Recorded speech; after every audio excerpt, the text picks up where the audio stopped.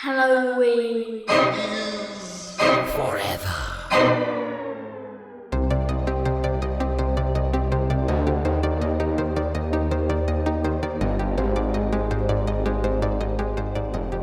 Hey, Steve. Hey, Brian. Hey, have you ever been to Scotland? I know. By chance? No, me neither. I always wanted to go. Visit the moors. Mm-hmm. You know, that's like supposed to be really spooky out there. Feel like I'm in American Werewolf in London or something. You know, it's supposed to be pretty spooky. You know, stay off the moors and all that mess. Did you hear about that story about the group of witches that went over to visit Scotland and visit the moors? It was apparently so spooky.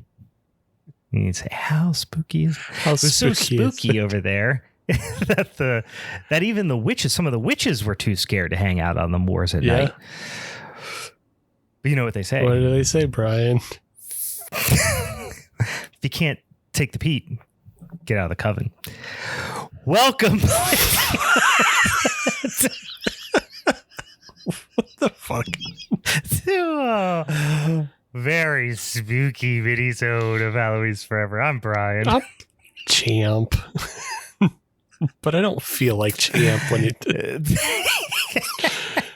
That was a stretch. It wasn't a great one, guys. This isn't a great movie. It doesn't deserve a great joke. But I did. Really, what I meant was like if you can't stand the heat, get out of the kitchen. But I kind of did like can't stand the heat, get out of the oven, because that's what rhymes with coven, and it was peat. Peat in the moors, and oh boy, it was a stretch. It was a long way to go. Not a great payoff, but I feel like, guys, I feel like there's a lot of other directions you could have went, and then like there's directions I was thinking you were gonna go. So all right, let's punch this thing up. Let's dig deep on this. So I guess if you want to stick with your original punchline of like, if you can't stand the peat, stay out of the coven, and it's about like a coven of witches who go on a whiskey tasting tour of all the island Scots. Sure. Yeah. And then I thought this joke was somehow going to end with Iron Brew.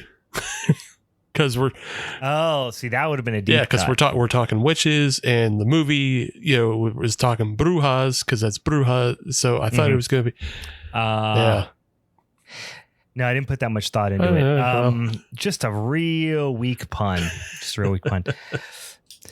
All right. Well, with that nonsense out of the way, guys, another mini-sode here, and we are doing a fairly newly released Netflix horror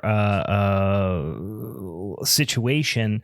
We're going to be talking about The Old Ways. This was a listener suggestion, I believe, right, Steve? Yes, from Twitter follower, oh my God, Sarah Sue. She reached out and she gave us two suggestions of movies. And one of them was the Autopsy of Jane Doe, which I know you've seen. I have seen, yeah. Yeah, and I thought maybe we should go with The Old Ways because I didn't think either of us had seen it, and it was on my list because I wanted to see this movie, and then there's another kind of old Mexican folklore themed film that I saw called No One. I believe it's called No One Gets Out Alive. Yeah, No One Gets Out Alive. Yeah, I think I watched that one as well. If I'm not mistaken. That one has the awesome fucking Aztec god moth monster at the end. Yeah, I saw that one. That one's I did enjoy that one. Yeah.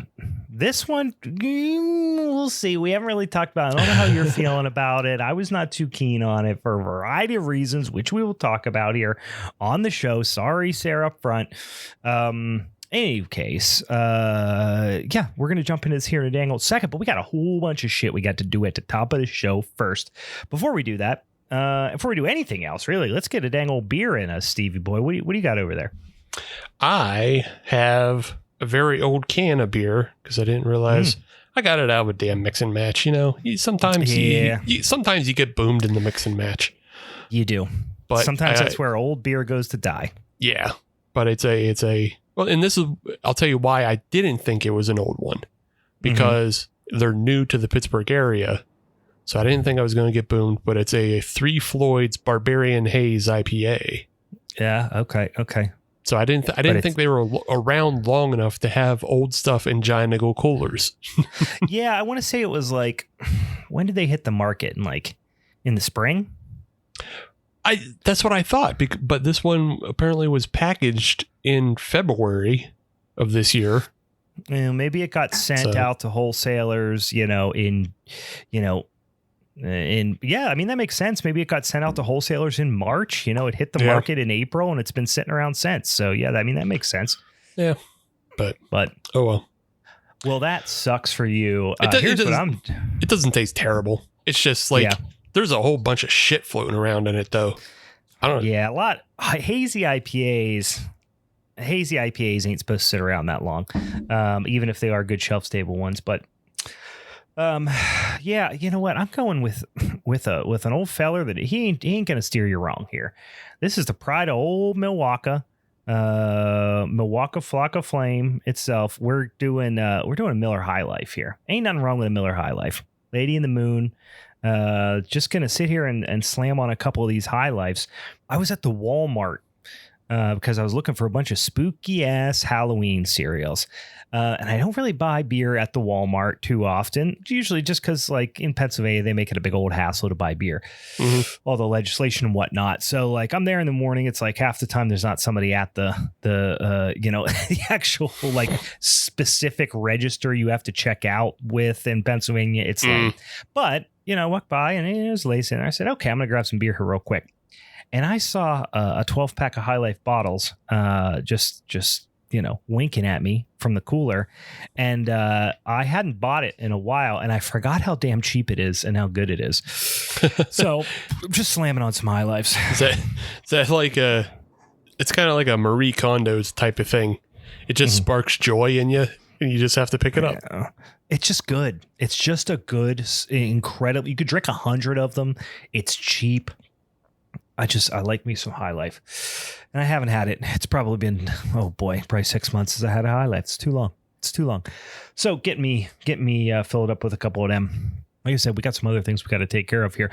First of all, this is the time of year. Spooky season is upon us, whether you like it or not. If you're one of those psychos that wait until October 1st, fine. Fuck you. Stay out of, don't piss in my Cheerios here. It's spooky season as far as I'm concerned. I'm putting up the fucking Halloween decorations over here. It's mid-September. I don't give a shit. We get a lot of listeners this time of the year. A lot of new listeners jumping on board. Welcome to the podcast. You're fair weather fans as far as we're concerned. Until we start hearing from you in March. Nah, actually, we appreciate you being here. But here's what it boils down to. If you're new to the show, we do this delicious, crispy, yummy, fresh content on Monday every single damn week. But on the first Monday of every single month, we do what's called a showdown episode. And as you might imagine, October, that'd be a big showdown episode for us. Spooky season. We were talking about a dang old podcast called Halloween's Forever. Normally, you got me, you got Steve, and then we got a guest, and they show up. We each pick a movie that's associated with our topic for that month. I'll explain to you how we get that topic here in a second. Once we get that topic, we each pick a movie associated with it, and then that's when the gloves come off. Usually, you'll see Steve over there wrap his fists up. He'll dip his fist in caramel, and then in gummy bears, and then in little shards of Heath bar. And those Heath bar shards hurt. They'll cut your face if he hits you hard enough. You know what I'm really looking to fuck people up with? What's that? The candy apple shell. Oh yeah, that's hard. Especially if you let it cool a little too much before you dip it, you get a thick sumbitch on there. Yeah. You might as well just go swinging at somebody with a fucking Myles Garrett style with your helmet. It's like a broken bottle. I'm gonna bleed you the hard way. That's gonna happen here in October. Normally that's what we do, but in October this year we're gonna do something a little special. We're gonna do what's called a fatal 4-way match. It's going to be me. It's going to be Steve. Not only are we going to have reoccurring guests, fan favorite, friend of the podcast, Bigfoot Ben on here, but we're also going to have the return of the bog hag herself. Fresh off of a bog hag summer, getting into horse girl season, which is to say fall. We got Meg, former co-host of the podcast, coming back for her first return appearance as a guest. We got Ben, we got Meg, we got Steve, we got Brian. We're going to have a fucking burner here for you guys. And that's what's going to happen in October. Now, normally, we pick this topic by doing this big old spinny ass wheel of topics. Then we each pick a movie associated with that topic. Not this time. Not October, honchos. This is what we're going to do. We're going to do a little fucking different this month. We got that same old spinny ass wheel, but me and Steve packed that sumbitch with 69 different flavors of hell coming your way. We put 69 different Halloween movies. Now, these are movies we have not done on the podcast for. So Halloween 1978, for example, we've done that sumbitch before. We ain't going to do it again. But Halloween 3 Seasons of the Witch, we have not officially discussed in an episode of the podcast. So that is going to be on there. But we have 69 different movies that either are themed, like the word Halloween is in the name, or jack-o'-lantern or something like that, or they take place and are heavily feature the holiday of Halloween. Okay, so we're going to spin this son of a bitchin' wheel 4 times. And because Steve is the defending champ, he won that September Showdown, we are going to have him spin it 4 times, and he's going to say who's going to go first, who's going to go second, third, fourth, and we're going to assign each one of us a movie. We don't have any say in it. Now, when we pick this list, we got some fucking gems on there, right? We got some masterpiece level movies, but we also got couple old landmines on there, couple of just absolute pieces of dog shit, and couple then we have whammies. a couple whammies and a couple of kind of wild card picks on there that like you could probably turn lemons into lemonade with this, or maybe if you got the right person or something like that. So it's gonna be exciting. This is WrestleMania for us. The October Showdown. This is our WrestleMania. So let's go ahead, and I'm going to turn it over to Steve. You got to tell us the order in which we're going to do these things. Yes. So welcome to the Wheel O Ween. Wheel O Ween. That's what we're calling it, and we'll probably keep this for a bit. Or we'll have the Wheel O Ween spinning. We'll see if it comes back next year. I like it so far, even though we haven't even. I'm big on this idea. Yeah. I'm all in on this idea. I love it. I like the Wheel O Ween because we got a whole bunch of shit on here that, like, I'm not going to say that there's not kids movies on here, because there are. Yeah. So there might be a Hubie Halloween on there. Who knows? Yes, there might be a Hubie Halloween. Somebody might have put a Scooby-Doo movie on there. So I love it. If it ain't Witch's Ghost. It's not Witch's Ghost. Oh, okay. Yeah, we'll see if it comes up, but yeah, we got a bunch of things going on there. So without further ado, I will announce in which order this wheel will pick for us. And how's this going to go? I'm just going to go. I'm going to let Ben. He's going to get his pick first. Okay. We're going to have Meg get her pick next. Okie dokie. Then Brian. Yeah. All right. And I'll go last. This. Yeah, I'll go last. You know what? I could have guessed this. That's a prudent pick. That's a prudent order, rather. So, all right, let's spin that son of a bitch. Let's spin that Wheel O Ween and see what Big Fit Ben's gonna end up with. I heard somebody suggest specifically that they were hoping he was gonna get Hubie Halloween. So we'll see. That was Pittsburgh Beer Dad, by the way, friend of the podcast. Friend of the podcast. So. I have not seen this movie. Are you? I'm vaguely familiar with it. I have not seen it. Have you seen this one, Steve? I have to think about it. I don't think I have. It sounds familiar, but I'm also thinking of like a Korean drama TV show that I've been watching. Okay. No, I have not seen this movie. Yeah, I'm just getting it confused with a Korean drama. No. Ben has drawn for him, or rather the Wheel O Ween has selected for Ben, Hellions from 2015. Yeah, this is one I think I put on there, and it was one that I got off of like a list online of like, hey, underrated Halloween movies kind of thing. And I looked into it, and there's a bajillion movies out there that, claim to be Halloween movies or apparently are set during Halloween. Even something like The Exorcist, like it is technically set over Halloween, but it has very little very little to do with the holiday. So we're not putting that on there. This is one that people did specifically suggest has a lot to do with Halloween. So this is one of the ones I put on there that I thought to be kind of a little bit of a wild card there. So I'm excited that I'll be watching a movie for this here showdown that I've never seen before. Yeah, this could really put Ben on the edge. He's coming in with something we've never seen before. He gets a surprise jump on everybody, and plus we don't know what we're going to get, but let's find out what Meg gets. All right, let's see it. The wheel, it is a spinning. It's a lot of shit on this here wheel. A lot of shit on this wheel. Meg's going to get the Funhouse Massacre. So this is a movie that I have seen, although I will say I don't remember a ton about it. But I have seen this before. I'm checking the year. It's relatively recent. Yeah, it's a movie I put on the wheel because I've seen it. I'm getting mixed up with something else then. Well, you might be thinking you're mixing it up with something, but it's actually just very similar. You might be thinking it's like Haunt because it is like Haunt. But Haunt is a much more vicious and like serious movie, whereas the Funhouse Massacre is a lot more fun and campy.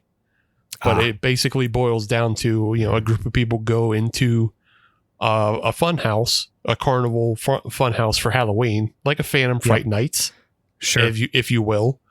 But turns out it's dang old populated full of killers, actual killers, and that. What are you gonna do? Spookums aplenty. This is a heck of a cast here. We got Robert Englund. We got Jerry Burns. We've got one Mr. Clint Howard. So there is a lot going on in this movie, and that's what Meg's going to be defending. And I've not seen this either. So we got two movies right off the top, never seen before. Holy shit. Brian's vote's the one to win. Sounds like. There's a lot going on here, guys. A lot to think about. A lot happening. All right.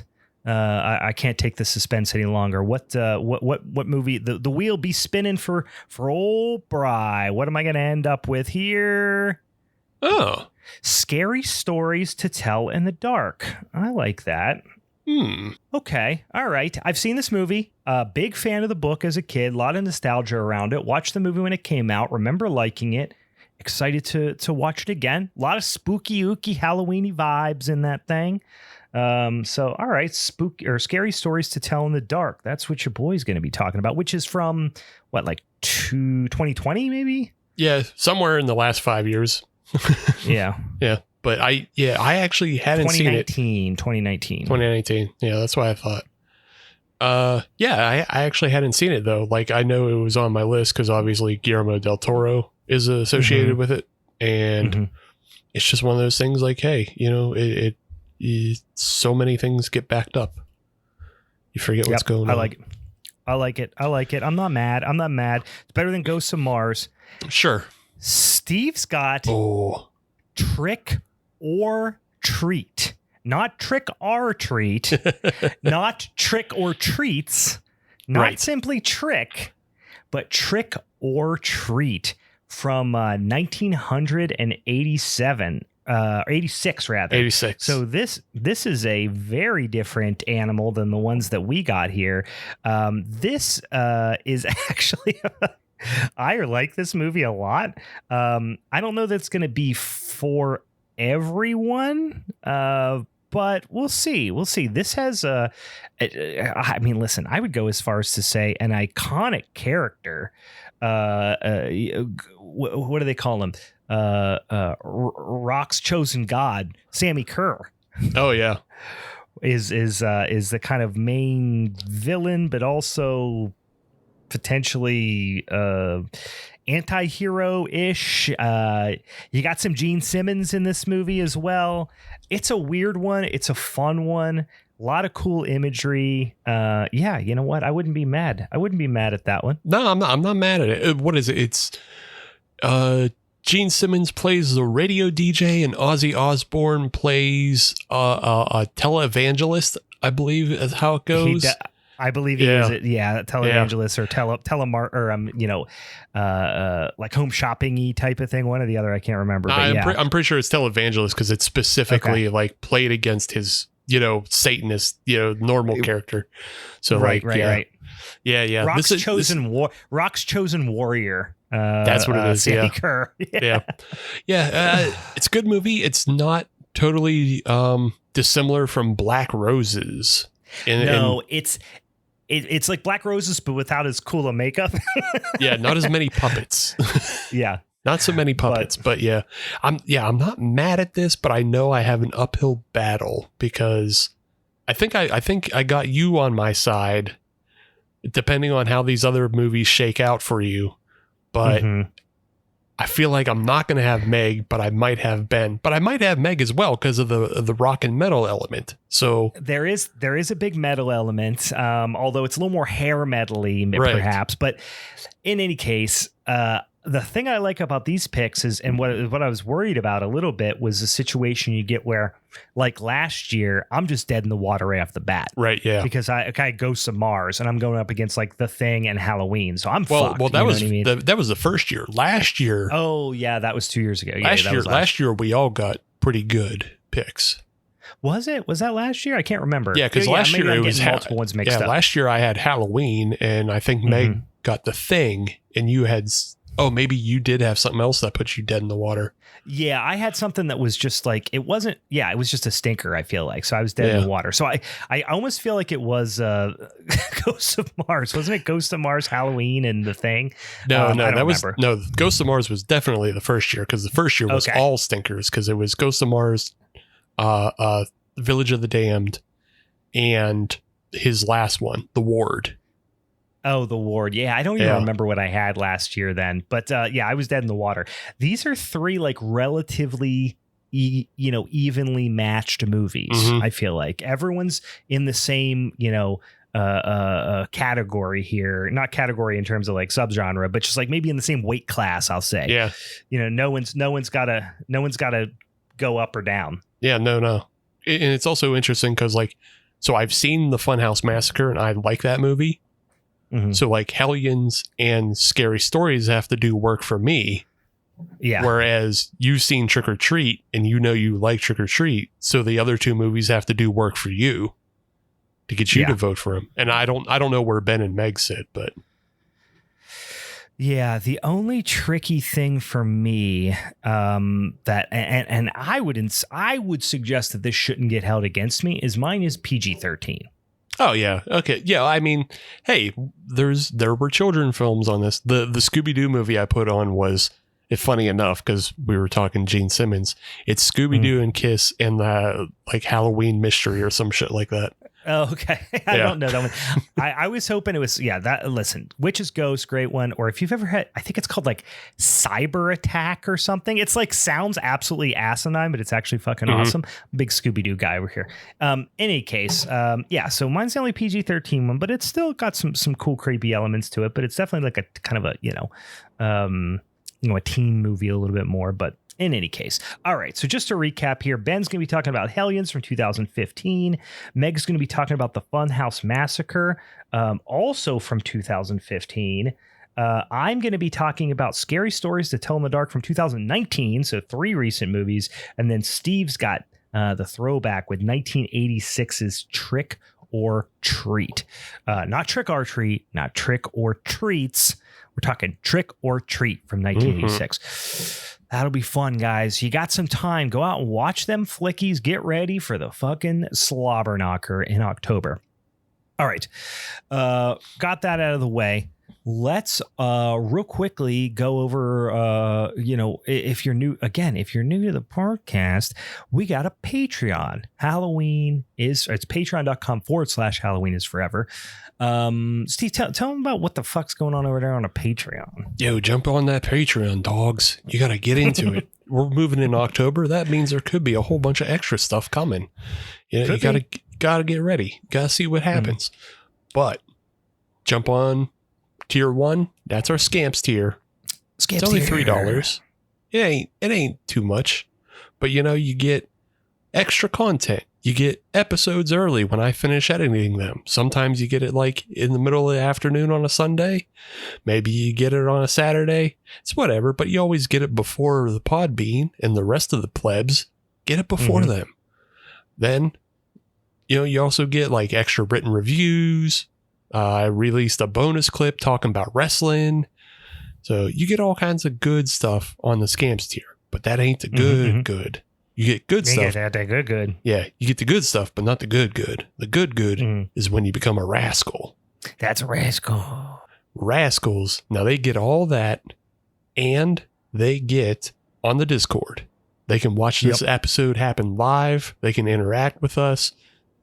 People can come, hang out. They can cheer on the wheel as the wheel spins.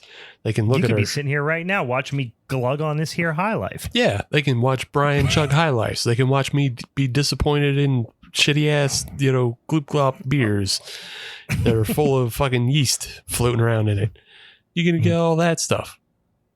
And you get the exclusive monthly podcast, Family is Forever. Yikes.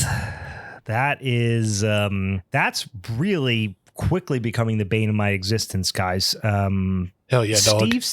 Steve thought this fucking thing up. Here's what basically it is. I never seen any of those dang old Fast and Furious movies. I only ever saw the first one. Never saw the other ones. Steve's always talking about them. He loves them. It's his favorite movies in the world. Can't get enough of them. I said, you suck. You have terrible taste. Yes. He said, no, they're fun. Don't be an elitist piece of shit. I said, no, you're dog shit. I don't want to watch these. No, you're nose blind. Steve thought this would be a good idea, that once a month we do this Patreon exclusive podcast called Families Forever.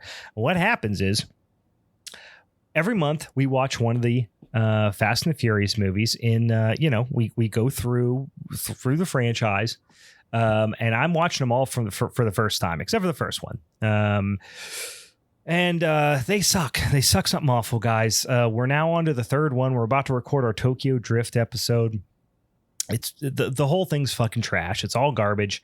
I hate it. I want to reiterate that no, this is not worth any amount of money to me. You can stick your money up your ass.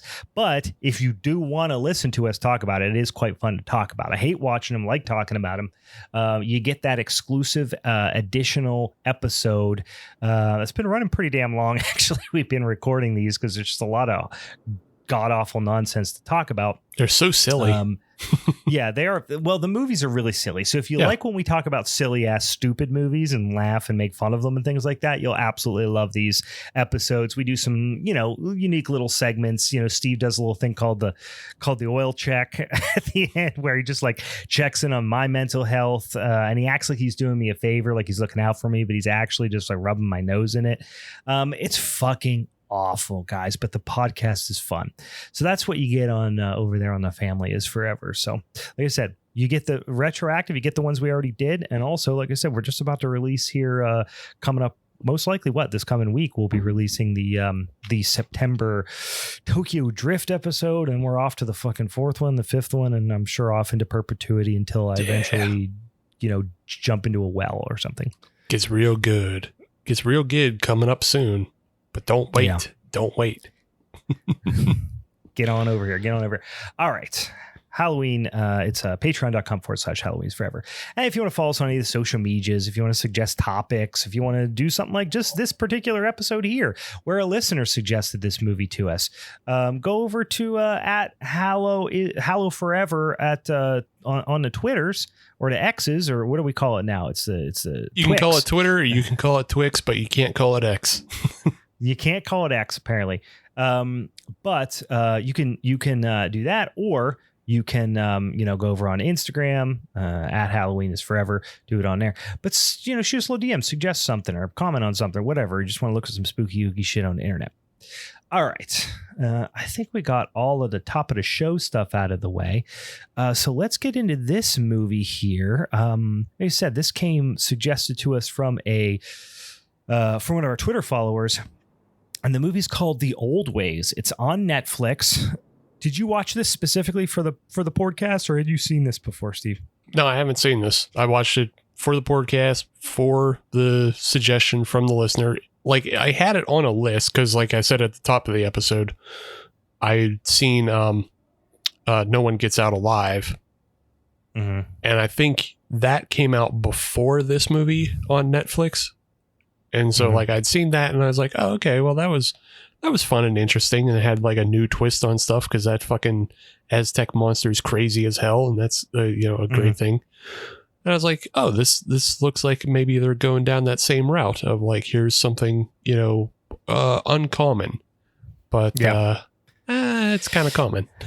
It turns out super common. So yeah, the apologies to our social media friends, or if you like this movie at all, listen, I'm not pointing fingers. You like a movie, not everybody has to like all the same things. But yeah, that was kind of my consensus of as well, as like, kind of ultra predictable, exorcism type movie, possession type movie. Yeah. And it's worth noting, like, this is coming from Brian and I, who are jaded to the fact that like we have seen tons and tons of exorcist type films. And so like this film doesn't do anything terribly different, but like if you're younger, this film would be good for you because maybe you haven't seen some of this stuff before. Yeah. And I think the thing, yes, absolutely. And so like, I'm going to sit here and talk shit and be an asshole and stuff like that, because that's just my nature. But it's not it's not like a poorly executed movie or anything like that. It's a perfectly serviceable horror flick, possession type horror flick. I'll tell you the thing that I kind of took exception to, and this is an exception I think I could probably say that I take with a lot of Netflix horror, is Netflix horror is a certain flavor of horror, right? Meaning that not only are they catering to a specific type of audience, typically speaking, a somewhat younger audience, in my experience, but also they're really kind of trend chasing a little bit. They're trying to stay like super topical. They're usually not trying to do anything out of the box. Really. They're just kind of, it's pretty predictable. They work in some times of the script that really is like, we say like it's for screen time. Yeah. They're kind of expecting people to be watching this movie while half watching it and half looking at their phones. Yeah. But which is the thing that I was going to say, like the most apparent thing about that in this movie is, so it's based on Mexican folklore and everything. And I, honest to God, thought this was going to be a fully subtitled movie, and it's not. And it's not because it has to have screen time for people to look at their phones. Yeah. If it's all subtitles, people aren't going to, a lot of people aren't going to watch it because they can't look at their phones and do it. Right. Yeah. So they kind of bake in this really awkward thing of like, oh, well, the cousin doesn't speak Spanish anymore, so all the relatives speak English to accommodate her, and it doesn't make sense. It feels remarkably inauthentic. I think the other thing here that I took exception to, that I just really didn't like about it, was the idea that it is a very, very thinly, not even veiled. Like when I say thinly veiled, I mean it's like, like one ply veiled drug allegory, right? Addiction allegory. Yeah. And it's just like, it's not even really an allegory. It's like, it is, but it's like the addiction is also on the screen. So it's like, it's less than an allegory. They're like literally spoon feeding the whole thing to you. Yeah. Which is, I just found bad. Yeah. Generally speaking. Yeah. It hits you over the head really like a hammer. And it's the same thing that took me out of the new Hellraiser movie that came out as well.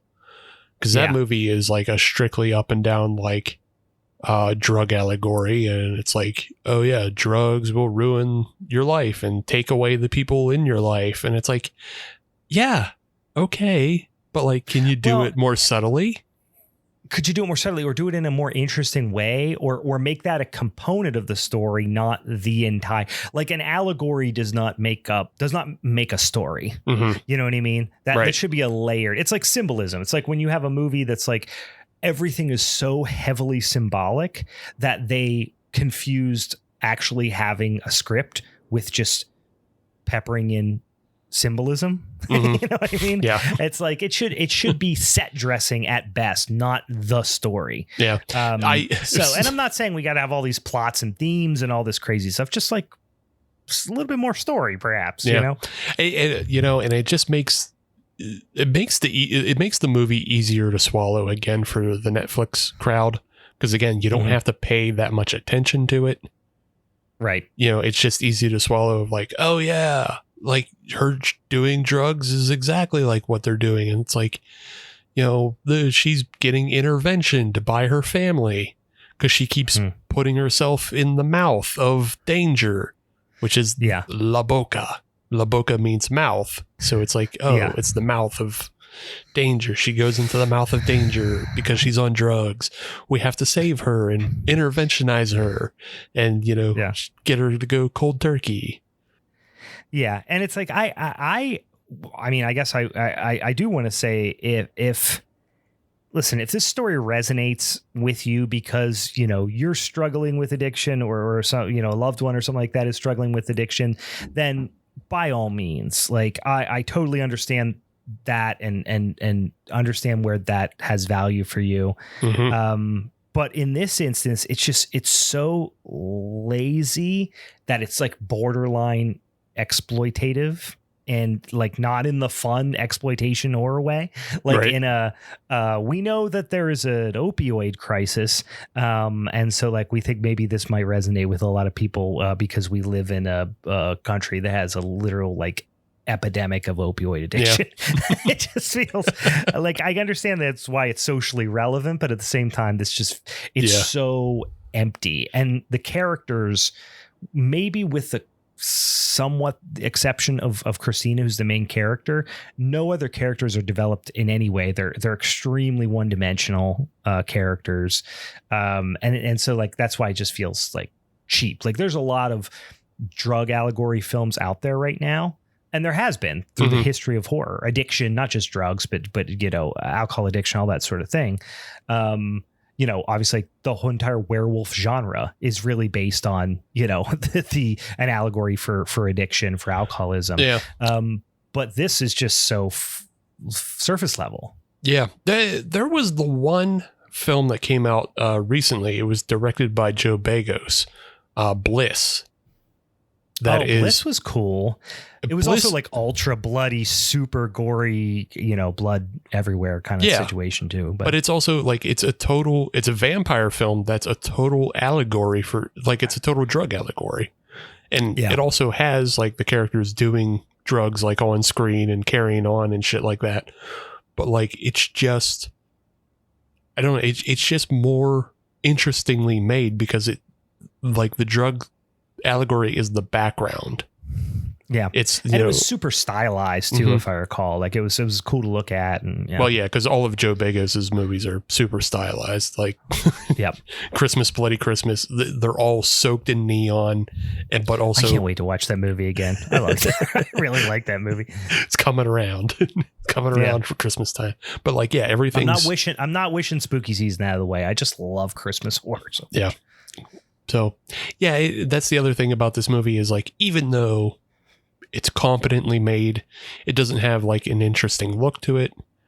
As most Netflix, it's very slick. Yeah. It's all slick. Very, very high production value for the most part. Even the CGI was pretty well done. I think nothing was egregious about it, but that's what Netflix horror looks like. Yeah, because Netflix horror also looks like Netflix action, looks like Netflix action comedy. Like it all looks the same on Netflix.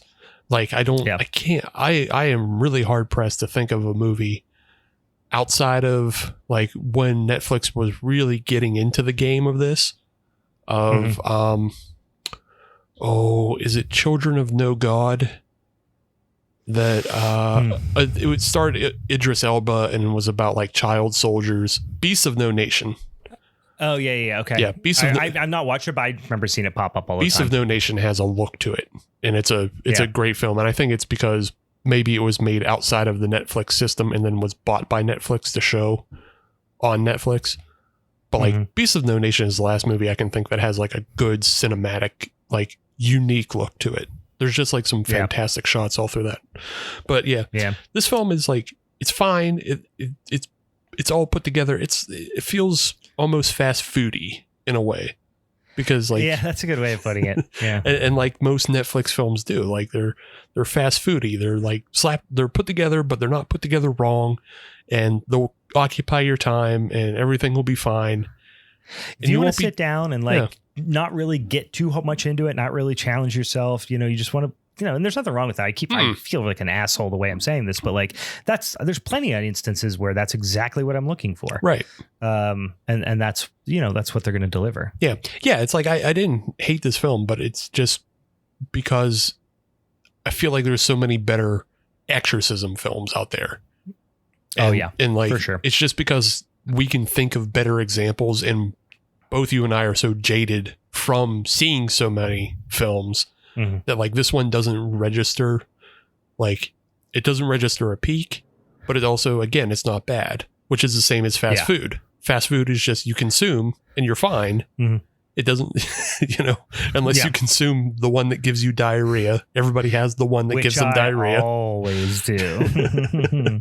But I don't know why I said that in a sexy way, but it's funny because so by the time you're listening to this now, the episode that Brian and I did with the podcast Back to the Blockbuster on the Wailing, in that episode we talk a lot about the upcoming Exorcist film. And, just in general about how like Exorcist films don't do anything new. And like, it's hard to watch them because they never do anything new anymore. Rarely. Yeah. And we still like, there was one that was like a Netflix, I want to say maybe it was a Shudder original or something like that came out a few years ago, maybe over COVID, where there was like, where they were like live streaming an exorcism. Do you remember that one? Yeah. I feel like we talked about that. We didn't talk about it, but I believe it's called like The Last Stream or something, because I have seen it. That one, and it wasn't a masterpiece, but I remember thinking like, okay, this is a little different. It was fun. It was kind of fun. Yeah, it was fun. Yeah. It was like because there was like betrayal amongst the ranks, you know what I mean, of the people involved. There was a lot of character development outside of the exorcism itself. Right. But yeah, there's one that wasn't really an exorcism film, but it was like a demonic ritual film, more of like summoning a demon, if I recall. That was called like Very Dark Things. It came out a few years ago. I want to say it was a British movie. That was I would almost bunch that into a similar subcategory, although again, very different. But yeah, that one was really cool too. Yeah. So yeah, they still exist, but it's just like when you get into these kind of meat and bones, just like somebody's locked and chained to a bed or some shit like that, it all feels like it plays out the same way. And in the one movie we talked a lot about on that other podcast was the Pope's Exorcist, because it feels so cookie cutter in the exorcism itself, of like the kid does a funny thing and his body twists weird and his eyes go funny and then he says a swear.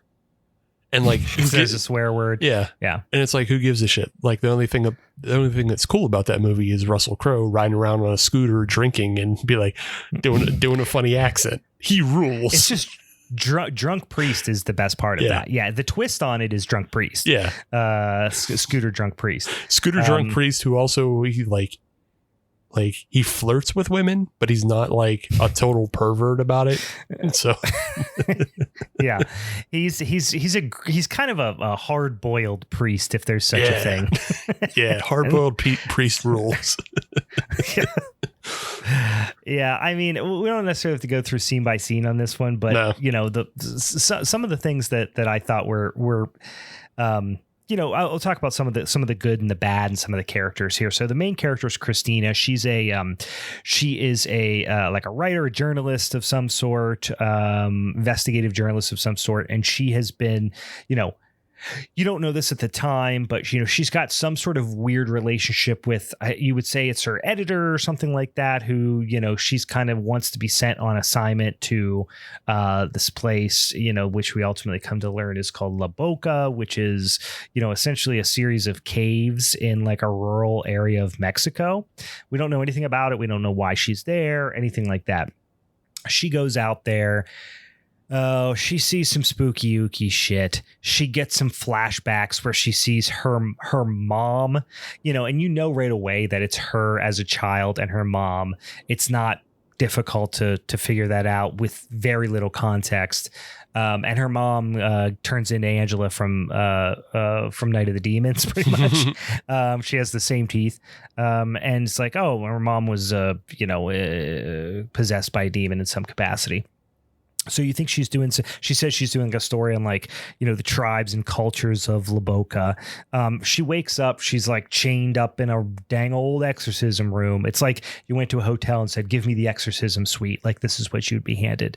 Yeah. And then, you see her cousin is there. Her cousin's name is Miranda.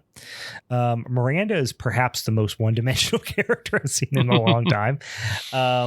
She is the cousin that's like got shit figured out, so or is content in some capacity. Yeah. Whereas Christina does not. Yeah. It feels like, I do like the quick hot start to the movie and the fact that it's just like it's exorcism and then she's chained to the bed and then she has to figure out why she's chained to the bed. And then the pacing on these Netflix movies is always, it's never slow, but it's up and down. Right. There's ups and downs to it. It's because it's got that screen time built into it. Like there is a point, and not even a point. I would almost argue like the whole movie is essentially like there's a little vignette of some spooky shit happen, some exorcism-y shit happen. And then, so that's the upswing. And then it comes back down and it's some like familial back and forth, between Christina and Miranda, or Christina and I think his name's Javi, which is the one other character. And then spooky shit happens, and then they come back down and do a little talking. Yeah, you know what I mean. And it's just ups and downs like that. It's paced intentionally like that. Right. Yeah. But they do the quick hot start so you don't turn it off. And then because they're like, oh, he's gonna fucking set her on fire. Like when she first is confronted by the Bruja, which by the way, I do love a milky eyed witch. Oh, love a milky eye. I do too. I love a milky eye. Milky eye witch is great. An old ass shaman with a shaman, like Bruja, and the female shaman. Bruja just means like witch, right? In Spanish, pretty much, right? Yeah. But a milky eye, mwah, chef's kiss. I mean, just for beer brewing and everything, I'm pretty sure Bruja is also like brewer. Oh, like an alewife type of situation. Yeah, basically. Yeah. Because I think also if you trace like even the word woman back far enough in the Germanic language, it's just brew. Yeah. Interesting. I was watching this thing on TikTok or on Instagram or something like that, where I watch all these like super cringy ultra right wing evangelical like preachers say stupid shit. Sure, I like and then people dunk on them kind of thing. Like that's like my porn. There is this guy. He's like, woman originally came from womb man. It's just a man with a womb. Like that's and then there's some like linguist, anthropologist guys like, wrong, dipshit. This is where it goes. Wrong. Yeah, it's definitely not. Yeah, Christian Nightmares. That's also just a good follow. Christian Nightmares is one of the ones I follow. I love me some Christian Nightmares. That's a good follow. But yeah, Milky Eye Witch. She confronts Christina and she says, she turns to Javi and she's like, she has it. And then she leaves, and then like Javi picks up this big container, and I was like, oh shit, is she just going to set this woman on fire in the first 15 minutes? This is literally the best part of the movie. He comes in with a gas can, and you're like, oh shit, he about to torch this bitch up. Yeah. Comes in, but then it's just cum. It's just a 5-gallon gas can of cum. But then you come to, and so I was like, oh shit, he's gonna burn her. Oh no, shit, he's just gonna dump cum on her. It's like, oh no, wait, no, it's goat's milk. Yeah. It's an emotional roller coaster. It's the biggest roller coaster I think anybody feels, because I went through the same exact thing. I was like, oh shit, he's gonna set her on fire. It's like, oh shit, this is a bukkake video. To, oh, it's milk. And then I was like, oh, the witch, when she says she has it, she meant lactose intolerance.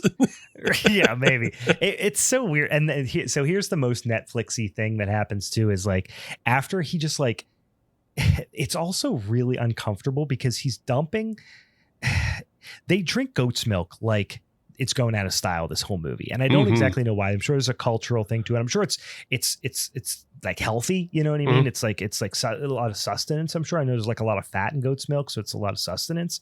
But also like the idea that whenever she is like he's like dumping it on her. They're just drinking it normally throughout the rest of the movie, but in this instance, he's like dumping it on her.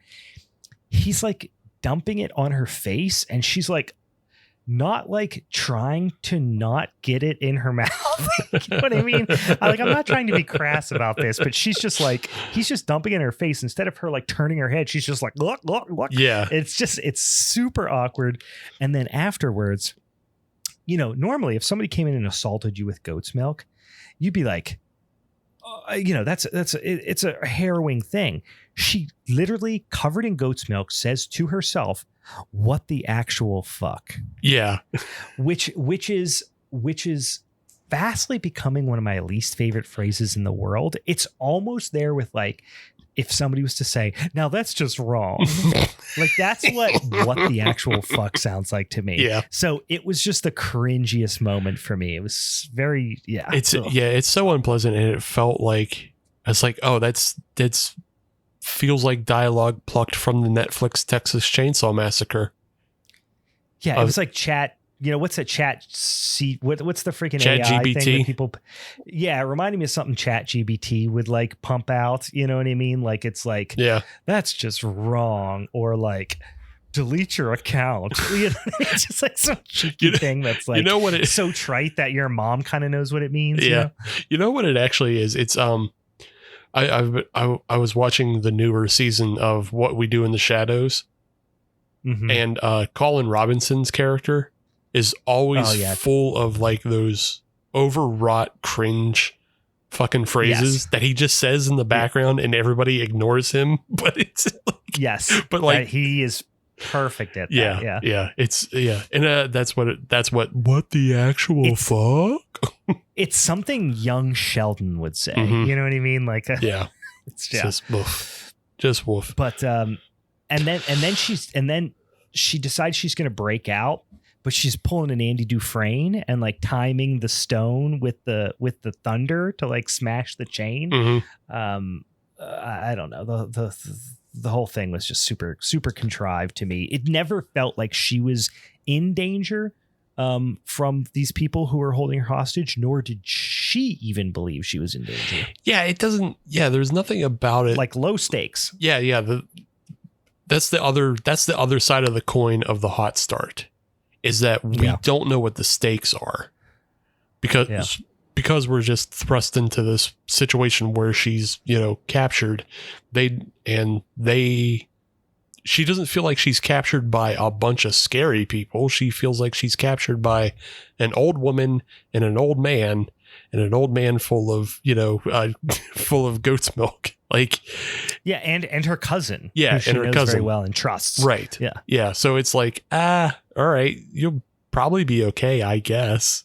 Something. Yeah. You have a chicken friend. What are you mad about? Yeah. You have a chicken friend. There is like a kid, you know, lurking around somewhere. I don't know. Which that doesn't pay off for anything. What the fuck was that? It doesn't. You know, we kept thinking like, okay, who's this supposed to be? Is that the actual demon? It never, ever plays off. Yeah. What the fuck was that? But it's like, oh, okay, the demons are her demons, her inner demons. And it's like, yeah, that's what it is. That's how they talk about it. Yeah. It's never, like I said, to say it's thinly veiled would be kind of an understatement. My literal notes are, is the demon inside her drugs?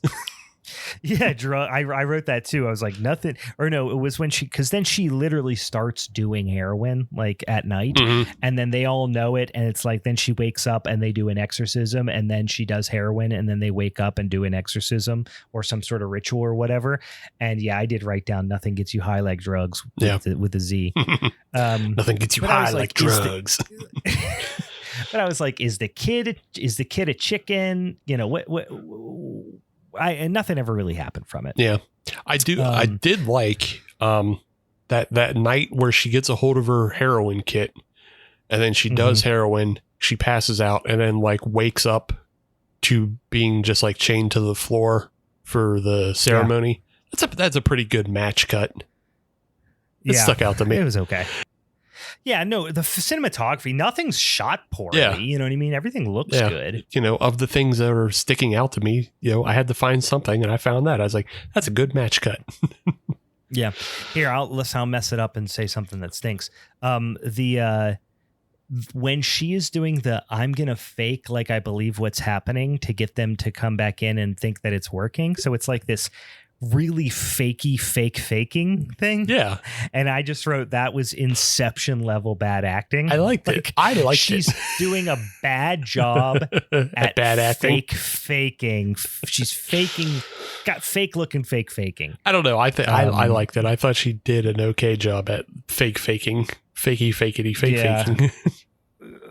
And then, you know, so then what happens is snakes show up, and it's like, oh, snakes is scary and all that stuff. And then also there's no bigger pet peeve of mine in a movie like this is when they try to make the victim look make an exorcism sexy. And they try to do that. Like there's times where they just like have her in her underwear, like arching her back in a very sexy way for no reason. Doesn't need to happen. Like, and you know, and it's not even like, I know some people, if you haven't seen it, you might be like, well, you know, if somebody's in your underwear, if you know, it doesn't necessarily have to be overtly sexy. No, they're trying to make it overtly sexy. Yeah. Because there's ways to go around it, to not do it. And she has like sexy underwear on. She doesn't have like, you know, granny panty period underwear on or something like that. She literally has. She doesn't have jungle exploring underwear on is what she doesn't have. No, exactly. No, she has like Calvin Klein, like sexy, you know, whatever. Yeah. But it's just, it sucks. And so I said, I wrote, she's in her underwear, sexy bloody snake business only on Netflix. Like it just felt like such a, like, I don't know, shameless target towards, you know, whoever the hell they think this audience is. Yeah. But again, because it's Netflix, they're not going to push the envelope and do full exploitation and have her do like chained heat and nudity covered in snakes type shit. Yeah. They're just going to do like kind of like simple titillation. Is like, does this get you hard? Yeah. Just cheap. Not like I said, if you're going to go that direction, go full like exploitation, fucking just go for it. Yeah. But they don't. Are you 11 and this gets you hard seeing a woman with her thighs out? Yeah. Oh man. It's not good. They do, you know, they're doing all this like big family talk where it's like, they're acting like they're sisters and they know each other really well, but like apparently they haven't like hardly spoken in 20 years. So it didn't feel like their relationship really was earned at all, I guess. Or the reason, the how much they know about each other or care about each other, or really the trust they have in each other. It doesn't feel tremendously earned, I guess. Yeah. Yeah. I at some point I just had to let go of like the drug allegory because it was too simple for me. And I just said, what if Christina is addicted to being American? That is part of the, you know, because there is this other kind of other theme or this other plot line of like she's kind of forsaken her culture a little bit. But this whole thing, and I don't know much about the writer and director. The director, we didn't really mention at the top of the show, Christopher Allender. Yeah. He, I don't think that he has, I might be wrong. I don't think he has any cultural identity in you know, Central America or anything. He did a lot of Muppet stuff, which is like, okay, I can appreciate that. But the writer is Marcos Gabriel. And perhaps he does. But in any case, it didn't really feel tremendously authentically Mexican, Mesoamerican, even Central. You know what I mean? It just felt kind of surface level, a lot of that stuff as well. Yeah. And so like for them to be really preachy about that and like, you don't even speak Spanish anymore. I'm like, bitch, you made a movie that doesn't speak Spanish. What are you fucking talking Yeah. about? You know? Yeah, that's one of the things that's set wrong with me. And I feel free, if you know better, please email us and tell us like what's really up. You know, if you know better about this, because we can be wrong. We're okay with being wrong. We're not super wrong all the time. Yeah, we're not like regular psychos on the internet who just insist. But let's talk about a specific scene and what it means. So throughout the film, basically Christina goes through these little, they're not full exorcisms, but they're like little tests on how to pull the demon out. So the one is with the snakes, and there's another one where they do the broken man and that pulls it. And then there's one that I want to talk about, which is they basically do psychic surgery. Yes. And psychic surgery is really interesting because it doesn't really have, from what I could find, it doesn't have a strong basis in Mexico. It has basis in Brazil and the Philippines, and both of those didn't come about until around the mid 1900s. So like 1950s, 1960s. So it's not even an old practice from what I could find. Yeah, I mean, I've definitely seen it come up in like Southeast Asian films and stuff. And I've seen it on like, you know, some of those like, you know, spooky ass Discovery Channel shows and stuff like that. And psychic surgery, I guess we should describe for those of you who don't know what it is. It's essentially sleight of hand. It is on par with like kind of unscrupulous fortune tellers that would do like seances and have a whole host of tricks. There's an entire industry around basically fleecing rubes into thinking that you have some sort of supernatural ability, right? Now, if you believe in fortune telling or tarot cards or whatever, I don't care. You can believe in that all you want. I'm not putting that down necessarily. I'm just saying there is absolutely undeniably an entire culture of or portion of that industry that is entirely fabricated and is, again, just about tricking people into thinking you have some supernatural ability. And psychic surgery is directly tied to that, where people would actually, and I actually thought it went back to like turn of the century, but maybe it was closer to like the middle of the 20th century. But essentially what you would do is people would take little bits of typically animal organs, like some sort of viscera, you know, a heart, a stomach, an organ of some sort from a particular animal, whatever, and it would be a chicken or whatever, it doesn't fucking matter. And a lot of times what they would do is they would go around and say, oh, so your loved one has cancer. I'm going to remove the tumor. And they would actually do this thing where they'd lay them out and they would act like they would put their hands physically on this person's, you know, torso and move it around and, you know, apply pressure and that sort of thing. And through sleight of hand would seem to produce this bloody mass, which they would suggest is a tumor or cancer or whatever, right? And say, I psychically took this tumor out of you. The tumor is gone. Now give me thousands of dollars. See you later. Bye. You know, and just fade off into that. So that's a thing that has happened to thousands and thousands of people.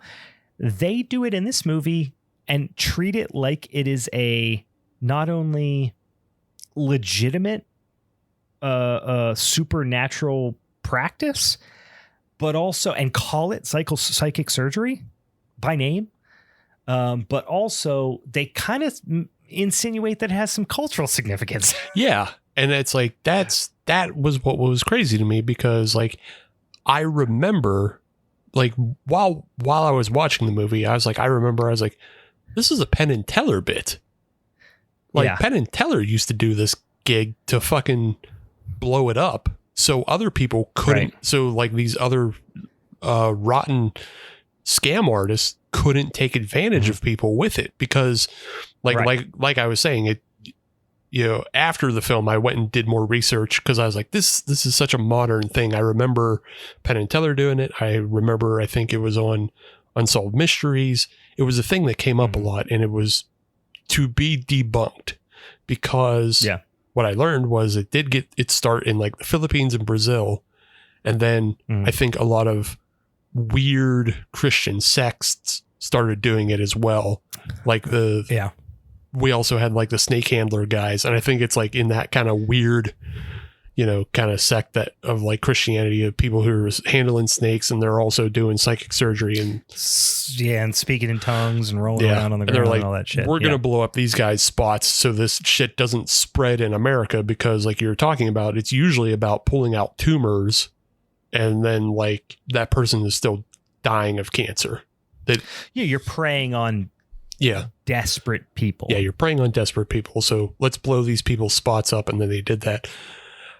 I found something, but I don't know how influential it is and how much of it is just kind of like a silly story. It goes back to the 1600s when conquistadors were all over the fucking South America and Central America and even South North America in the Mexico area. It relates to the explorer Alvar Nunez Cabeza de Vaca. Yeah, and boy, they always had like 20 names, and the conquistadors loved a bunch of names. He loved a bunch of names. He's got to tell people where he's from, but also who his family is. You got to know who I am. Yeah. When I come rolling into your village, you better know everything about me. What kind of helmet I like, how silly my mustache is, like everything. Yeah. So the story goes is like De Vaca was traveling in kind of the southern Mexico area and also headed towards Florida. He's just kind of skirting around that area. And there was a tale of the Malacosa, and Malacosa translates the bad thing. Oh, okay. And the Malacosa was supposedly a short bearded entity that could take a sharp knife and like would cut into people's sides and cut into their arms. And he would extract entrails and extract blood. And then he would lay his hands on the wounds and the wounds would close up. So that's about as close as I could find to something that was psychic surgery. This story, though, also could very well be a story from the natives of that time, telling stories about De Vaca himself, or even other conquistadors, because of like there's more to the story about like, having firebrands and, just like their appearance and the things they would do.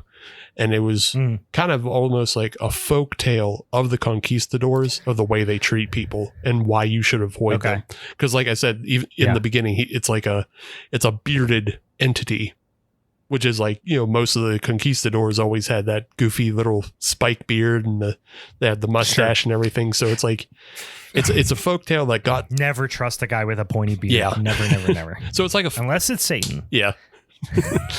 He'll never steer you wrong. It's like a folktale about the conquistadors the natives were circling, and they were telling it to him, and he just didn't get it. He didn't get that they were making fun of him, essentially. Yeah. It's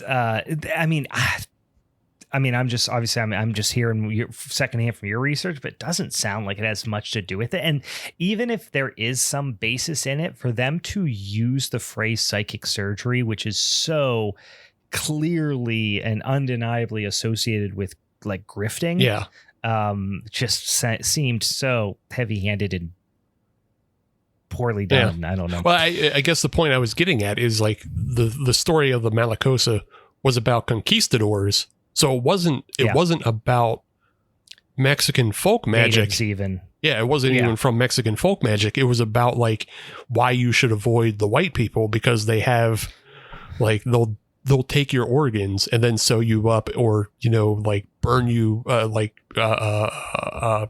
cauterize you. Yeah. After taking your blood and organs. So So even then, it's like it doesn't necessarily have a legitimate healing benefit. In fact, the inverse, really. Right. Yes, it's the inverse. So like to come all the way back around to the scene, it doesn't make sense. It doesn't.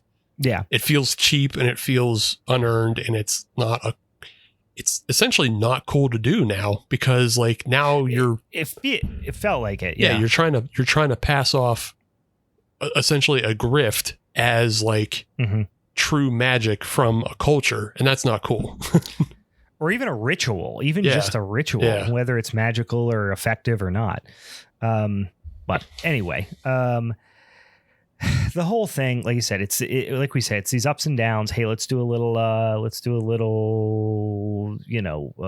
ritual of some sort, and then we'll talk it out. Then a ritual, then we'll talk it out.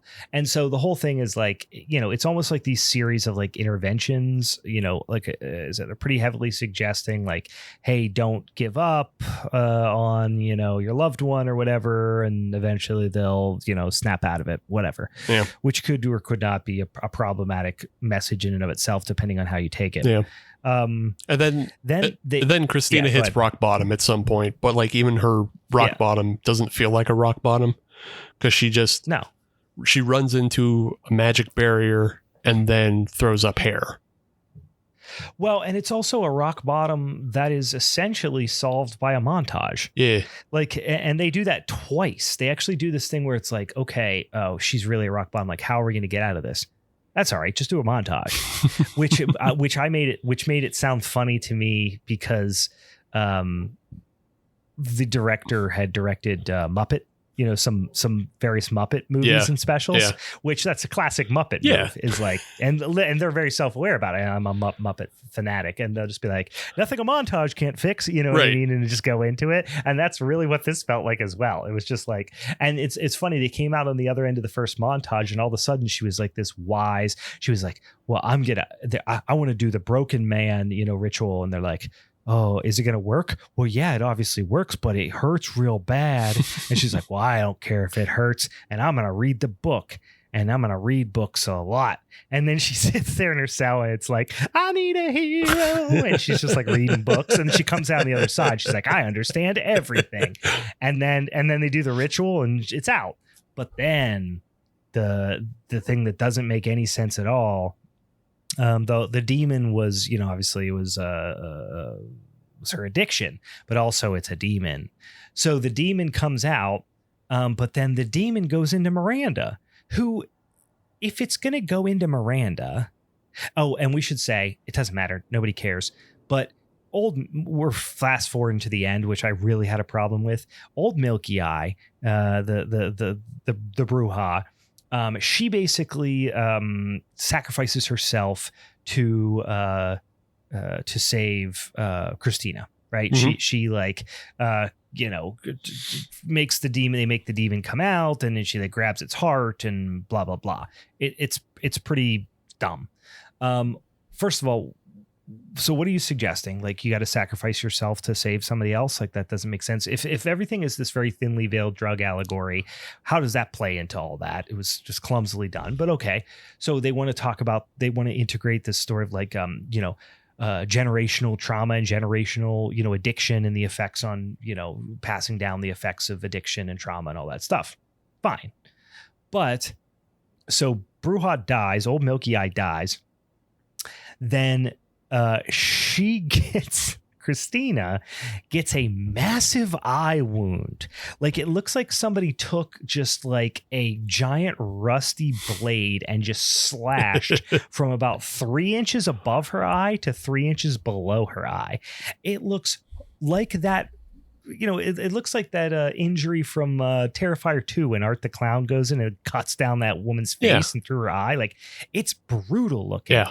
Christina, it might she's as well fine. Be it might as well be a fucking bug bite. That's about how bad she reacts to it. She gets the Sub-Zero from Mortal Kombat 3 scar. She does. And she like is just really couldn't be less affected by it. A traumatic thing, a giant like 6 to 8 inch gash down your face, assumingly losing your eyesight in one of your eyes. No, she's just like, it might as well be a cool tattoo that says like never forget or something. Like, that's how she feels about it. She of course has a bandage over it the whole time. And Bruja died. So now everything's cool, and I'm gonna stay with you. And Christina and Miranda, we're gonna be best friends, witches living in the forest, being cool together. But then Miranda got the demon, which is like, what did Miranda do to get the demon? She didn't do anything. She didn't do anything. It was like, Yeah. And this is the problem with, you have the drug allegory, but then you try to work in the not giving up your cultural roots allegory. Yeah. And then I don't think they were sure which one they were trying to apply to Miranda, because they were trying to apply the cultural roots relationship between Christina and the old Bruja of she dies. And like after she dies, they bluntly say, Javi says, the old ways die with you. So like, yeah, by the way, Bruja, Milky Eye is Javi's mom. Yeah. Doesn't really matter, but yeah. And then he just bluntly says the old ways die with you. Essentially, you know, like culture dies with you unless somebody else picks it up. And, you know, obviously Christina will. Right. But Miranda is just there to satisfy Christina picking up the old ways. You know what I'm saying? Mm-hmm. Like they didn't think to write it differently, which is weird. Well, it's weird because the final end is Carson comes in and he has the demon in his eye now, and now Christina's going to heal him. But like, why couldn't that have been the ending? You know what I'm saying?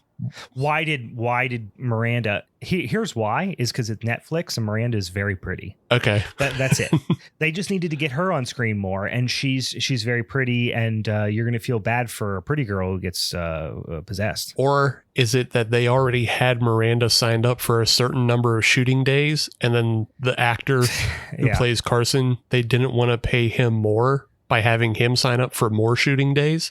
Because they just want to get him a day. Just he could do everything in a day. There's very likely they filmed all of his scenes in a day or two, so they didn't have to pay him as much.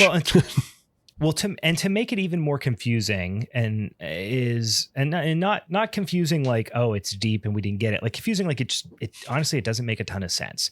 Is Miranda gets the demon. There was never any indication that Miranda had any questioning of faith or Miranda had any potential, you know, substance abuse issues, or even if you want to take the allegory out of play and it was like Miranda did anything to make her susceptible to this demon. She didn't. Right. She wasn't even developed as a character enough for that to have been a reality. But Miranda's got the demon now. Whatever. So Christina, you know, ultimately she takes off her bandage and she's the Milky Eye now, you know, so she says, I'm going to do the whole thing with you and I'm going to exorcise the demon out of you. And then they ultimately do, and the demon comes out and it's like a big fucking, I don't know, like Mexican golem looking thing almost.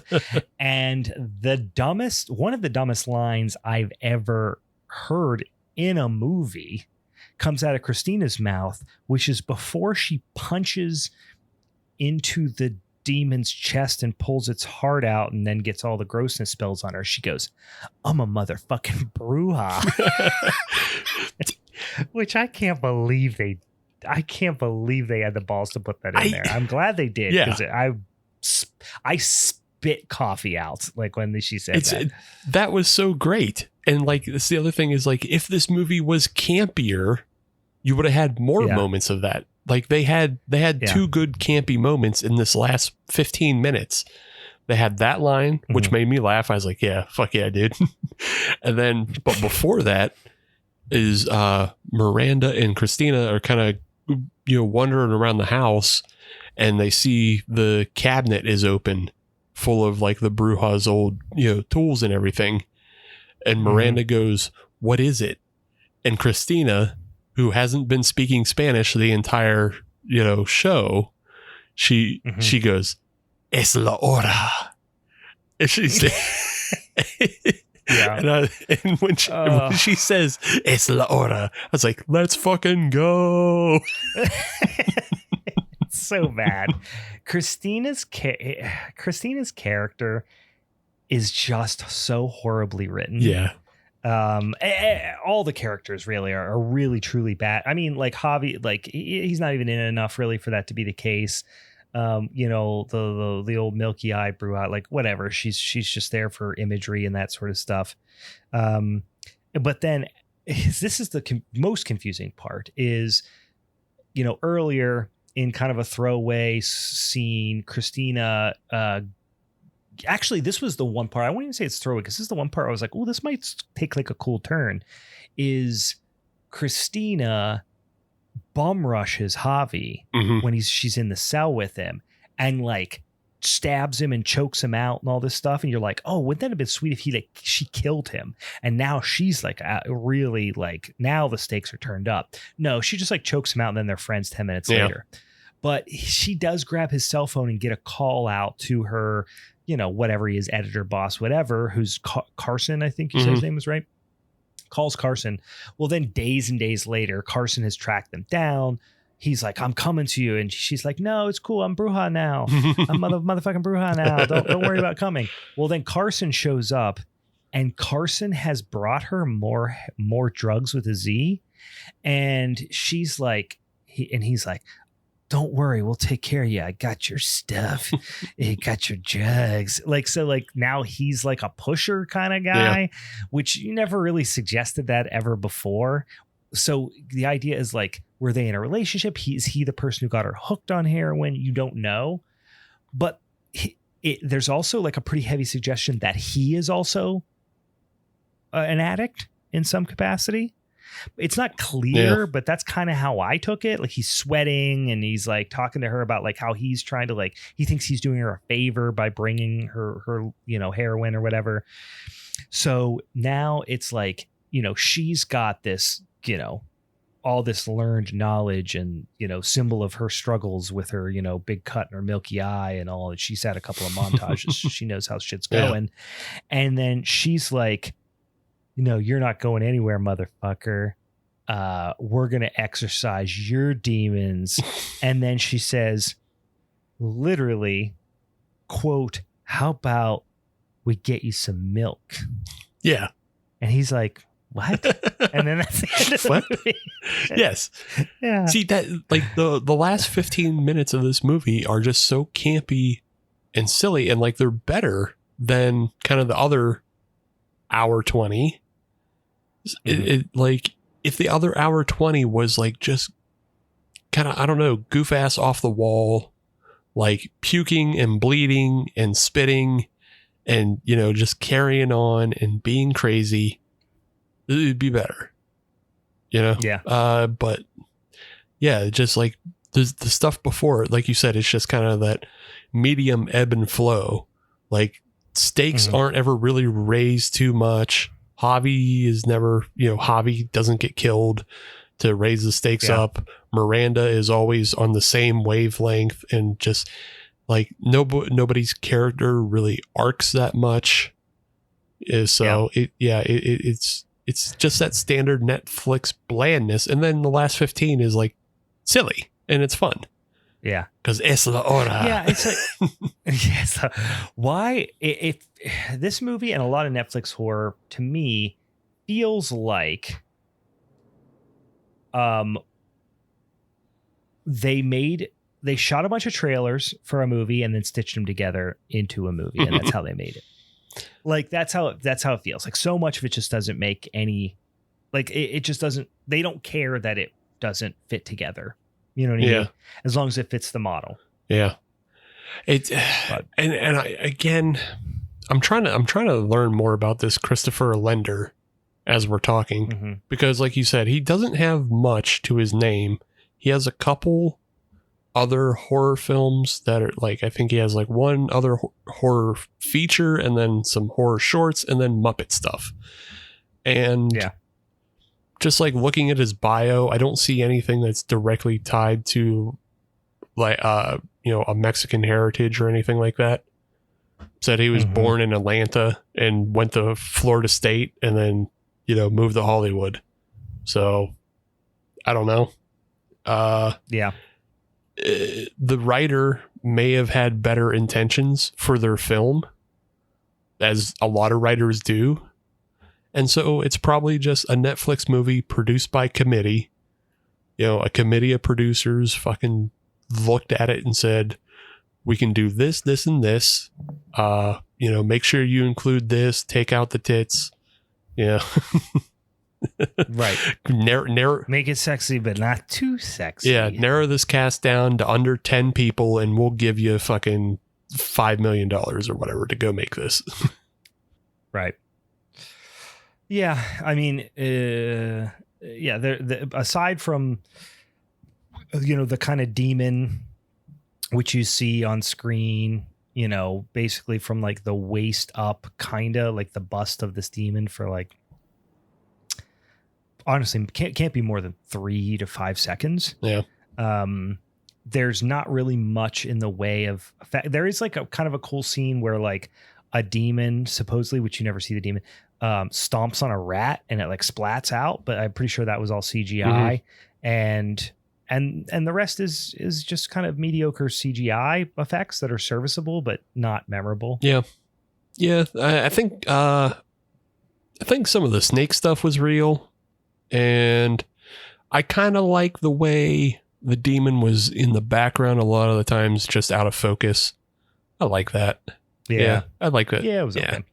Especially if your demon design isn't going to be super fucking crazy over the top, like you know, like something you see in The Void or something like that. You don't want to give it a lot of screen time because it's not going to be super impressive. Mm-hmm. Yeah, it's almost like Insidious, but worse. Because like, yeah, it's not. Yeah, it is. That's a good analogy. Yeah. It's like Wish.com Insidious a little bit. Just because I remember watching Insidious and like, there's obviously that one really famous jump scare that it gets everybody. But then it's great. But then at the end of the movie, you see like the demon is just like this weird fucking dude who works in a toy shop or whatever. And it's just like, I know, what? But then it's got Tiny Tim in there, which I'm a sucker for. And yeah. And it's just like, what the fuck is this? This was your scary demon? Get the fuck out of here, movie. Yeah, he's up there like playing a fucking organ or something. Yeah, he's like doing arch villain shit. It's just like, get the fuck out of here. It's like the penguin. He's like having drinks with the penguin. I thought this was the devil, but it's more like fucking him from Cow and Chicken. Which, terrifying. Anyway, okay, so that was The Old Ways from 2023 on Netflix. I do want to reiterate, we very much appreciate the suggestion, and I'm not, ripping on anybody for movies they like, but that's what we do in this movie. Or on this podcast, we dissect the hell out of movies and talk about whether we like them, and we are a couple of real opinionated assholes. Mm-hmm. So, we weren't big fans of it, but that's not to say that you shouldn't like it or that you shouldn't watch it. Or that it's not a perfectly serviceable horror movie. I watch probably 5 movies a week that, this is probably vastly superior than. So absolutely check it out. And if you agree with us, if you disagree with us, if you know any more about the, some of the things that we talked about, like the whole psychic surgery thing, I find that to be super interesting, especially, reach out to us, even maybe in the DMs, or maybe you make a little comment on the social medias, get the conversation started over there, straighten us out if we got our heads up our asses, which, very well might be the case, but possible. In any case, very possible. Thank you for the suggestion. I did appreciate, watching it and always love some good discussion around these flicks. One more time, just to remind you, if you are as excited as we are about that son of a bitch in October slobber knocker that we got coming up for a showdown episode, just to recap, our guest, Bigfoot Ben, he's going to be doing Hellions from 2015. The return of the Meg 2. What's the rest of that title? Meg 2. The Trench. What's it called? What's the Trench? Yeah, see, that's not a good. It's Meg 2. That's not great. I don't think Meg wants to be known as the Trench. Nah, she's probably not gonna like that. Meg has got the Funhouse Massacre, also from 2015. And then your boy's going to be doing a Scary Stories to Tell in the Dark for 2019. And then Steve going all the way back to 1986 for Trick or Treat. Hell yeah. Talking about Sammy Kerr. Hell yeah. Rock's Chosen Warrior. That's going to be our Showdown episode. Start punching your thighs, everybody. Time to rock. Get it fucking going, yins, guys. All right. Anything else? As always, follow us on the social medias. And I forgot to mention at the top of the show, if you want to go on over to Spotify or Apple Podcasts or wherever you download your podcasts, you go in, you give us a max star review, 4 or 5, whatever the fuck it is, and then write a little comment. You got to write the comment or it don't count. It won't show up as a review. Put a little comment that says, hey, these boys fuck, or whatever you want to put. Say something on there about how you like the podcast, and then shoot us a DM on Twitter or on Instagram and say, hey, I reviewed you guys. And then we will send you some dang old Halloween's Forever stickers in the mail. I also just got a new little bag of spooky ooky Halloween goodies. I'll throw you some of that in there as well. So it'll be fun. Okie dokie. Anything else, Steve? Anything else we're forgetting? Just one last thing. We didn't talk too much about Javi's actor, Sal Lopez, but I wanted to point out that he actually has like a pretty deep career that goes further. Like he was in Full Metal Jacket, but he's the only person I recognize his face. And I didn't even talk about him because he plays a relatively minor role, but yeah. Good actor. And I just wanted to point out that he was a voice on one of the greatest adventure computer games ever, Grim Fandango. He plays. Oh, I love Grim Fandango. Yeah, he plays. Plays Salvador Limones, who is the revolutionary leader of that. That you get the fucking pigeons for with the beret. The dude with the little beret. Yeah. That game is so. I would say it's ripe for a remake. It doesn't even need a remake. It's perfect. It's perfect as it is. Yeah. It's a goddamn Day of the Dead aesthetic themed fucking detective noir game for fucking PlayStation. Like there's a reason why nobody played it, is because it sounds completely unmarketable, but it's so much fun, and it's like reading a fucking graphic novel in video game form. It's so great. If you want some real like detective noir shit, but with like Mexican cultural heritage to it, go check out that fucking game. And silly cartoon hijinks. Yeah, and cartoon hijinks. It's got it all. That game fucking rules. It's so good. All right, ended on a good note about something we like. We should start doing that on every podcast now. Yeah. When we're talking about a movie we don't like, ended on something we both collectively like. Yeah, well, I mean, that just give people suggestions to do something else with their time. Like, hey, don't do that. Go get Grim Fandango on the PS4. It's been remastered. It has a director's commentary now. Yeah. Oh, that's great. It's got director's commentary now. It's fucking rules. Go get that. Have a time. Grim Fandango, guys. Go do it. All right. With that being said, which is one of my least favorite podcast / YouTube tropes. I hate it when people say that. All right. With that being said, for the Halloween's Forever crew, I'm Brian. And I'm Manny Calavera. All right. See you later, boy. Bye.